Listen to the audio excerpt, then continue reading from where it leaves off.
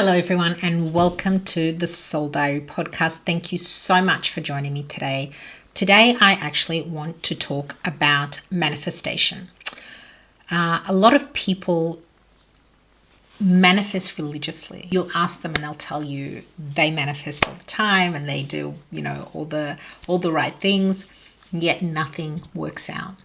So today I want to deep dive on the Soul Diary podcast about manifesting and how you can get the life you want to create. Let's see why it's not happening and how you can start today to change that and make it happen for yourself. Let's get to it. Have you ever looked at your life and ever wondered, this just cannot be all there is? You just sit there with it and just think, I feel like there is more for me. I feel like I can achieve more. I can create more. I can do more. My sole purpose cannot just be this. And not because life is terrible, not because you're ungrateful, but because deep down you know that there's more. There's that pull. There's that tug. You actually know there is another version of you waiting out there for you to just catch up. A version of you that is more happier, more aligned, more fulfilled, and more at peace. Maybe you dream about starting a business. Maybe you dream about financial freedom. Maybe you dream about finding love. Or maybe you're dreaming about moving somewhere. Or maybe you're just dreaming about feeling like yourself again. Despite all the dreaming, all the planning, all the manifesting, you're still not quite there. Nothing's happening. Years pass, life continues, and that dream remains exactly where you left it, just as a dream. Today I want to talk about why so many people are struggling to create the life they want and how to make that change today. Because creating the life you want isn't just luck. It's not about being chosen, and it's not about perfect timing. It's about learning about the hidden forces that keep us stuck from moving forward and creating the life we want. The roadblocks. The first most important reason is people wait instead of create. The biggest lesson I've learned is that people are waiting for life to happen. They're waiting for motivation, waiting for confidence, waiting for certainty, or waiting for permission. Or waiting for someone to tell them you are ready. The problem is those things rarely arrive before action. Think about it. How many opportunities did you postpone because you didn't feel ready? How many dreams have been delayed because it wasn't the perfect timing? How many times have you convinced yourself you'll start next week, next month, or next year? Most people are not stuck because they don't know what they want. They're stuck because they're waiting to feel ready before they take action. But readiness is created through movement. Remember that. Confidence isn't built by thinking, it's built by doing. So get onto it. Remember, every confident person that you admire was once insecure. Every successful person was inexperienced. Every expert was a beginner. Nobody starts fully prepared. The difference is some people begin anyway. Fear is incredibly clever.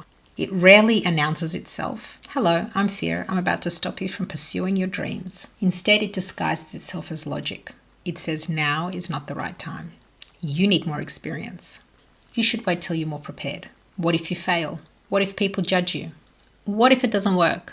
And because these thoughts sound reasonable, we actually listen to them. Years pass, nothing changes, and fear quietly wins. One of the biggest breakthroughs you'll ever have is actually recognizing when fear takes over and when fear is speaking, because often the one thing that you're afraid of doing has the greatest potential for you to achieve, to help you transform your life. Let's talk about the comfort zone. Comfort zone is a very interesting thing. It's absolutely fascinating because although we complain about it, we protect it.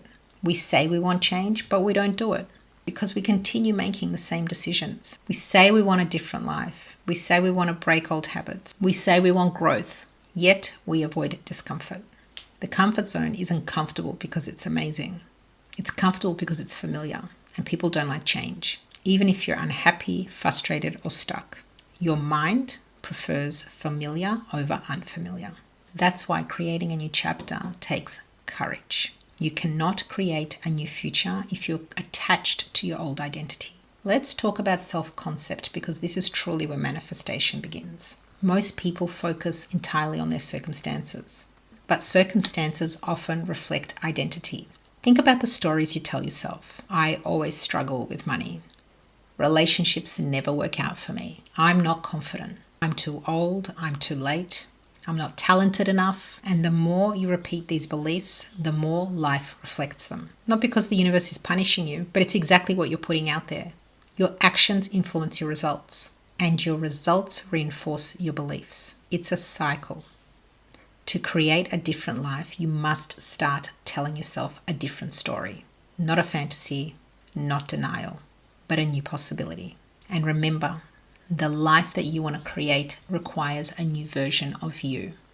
People often focus just on attracting. Transformation is about becoming. The relationship you desire requires stronger boundaries. The business you desire requires greater self-belief. The abundance you desire may require you healing your relationship with money. The confidence you desire will require you taking risks. The life you want isn't simply about receiving, it's about becoming someone.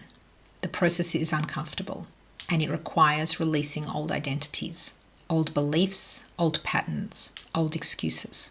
And if you do that, that's where the magic happens. Many people refuse to believe in themselves until they start seeing evidence. Have you heard the sentence, "I'll believe it when I see it"? But creation works the opposite way. You see it after you believe it, not before. The entrepreneur believes before the business succeeds. The artist believes before the audience arrives. The athlete believes before the championship. The person creating a new life believes before the evidence appears. Faith isn't certainty. Faith is continuing despite uncertainty. And what if it actually works?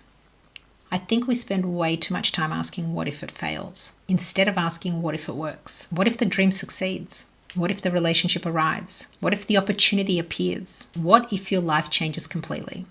And what if you're far more capable than you've given yourself credit for?